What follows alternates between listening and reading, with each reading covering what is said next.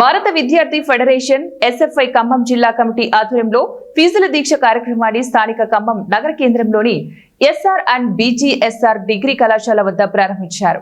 కార్యక్రమానికి ముఖ్య అతిథిగా ఎస్ఎఫ్ఐ మాజీ నాయకులు వై విక్రమ్ పాల్గొని దీక్ష కార్యక్రమాన్ని పూలదండలు వేసి ప్రారంభించారు. ఈ సందర్భంగా మాట్లాడుతూ రాష్ట్ర ప్రభుత్వం విద్యారంగాన్ని పూర్తిగా నిర్లక్ష్యం చేస్తోందని, పెండింగ్ స్కాలర్షిప్ రియంబర్స్మెంట్ ఇవ్వకుండా గత ప్రభుత్వం విద్యార్థులను ఇబ్బందులకు గురి చేసిందన్నారు. నూతనంగా ఏర్పడిన ప్రభుత్వం కూడా అదే పోకడలు పోతుందని, ఎస్ఎఫ్ఐ రాష్ట్ర వ్యాప్తంగా దశల వారీగా నిరసన కార్యక్రమాలు చేపడుతోందన్నారు. ప్రభుత్వం తక్షణమే స్పందించి పెండింగ్ లో ఉన్న బకాయిలను విడుదల చేయాలన్నారు. ఫీజు దీక్ష కార్యక్రమాన్ని నిర్వహిస్తా ఉన్నాం.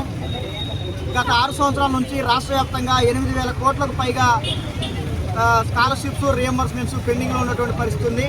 తక్షణమే పెండింగ్లో ఉన్నటువంటి స్కాలర్షిప్స్ రియంబర్స్మెంట్స్ను విడుదల చేయాలని, అదేవిధంగా గత 7 నెలల నుంచి మెస్ ఛార్జీలు డైట్ ఛార్జీలు కూడా పెండింగ్లో ఉన్నటువంటి పరిస్థితి ఉంది. వాటిని కూడా విడుదల చేయాలని, అదేవిధంగా రాష్ట్ర వ్యాప్తంగా విద్యారంగ సమస్యలన్నింటినీ పరిష్కరించాలని, అట్లనే 5,000 మంది పైగా చదువుకునేటువంటి ఎస్ఆర్ అండ్ బీజీఎస్ఆర్ కళాశాలకు తరగతి గదులు సరిపోక ఇవాళ ఆర్ట్స్ విద్యార్థుల్ని ఒక షిఫ్ట్, అదేవిధంగా సైన్స్ విద్యార్థులను ఒక షిఫ్ట్, ఈరోజు షిఫ్ట్ సిస్టమ్ ద్వారా ఇవాళ ఎస్ఆర్ అండ్ బీజీఎస్ఆర్ కళాశాల నడిపేటువంటి పరిస్థితి ఉంది.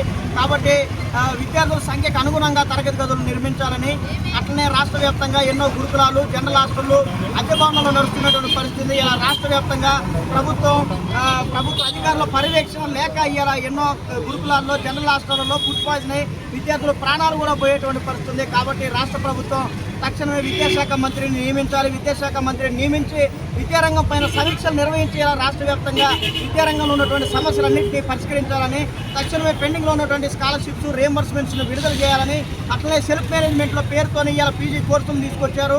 విద్యార్థులకి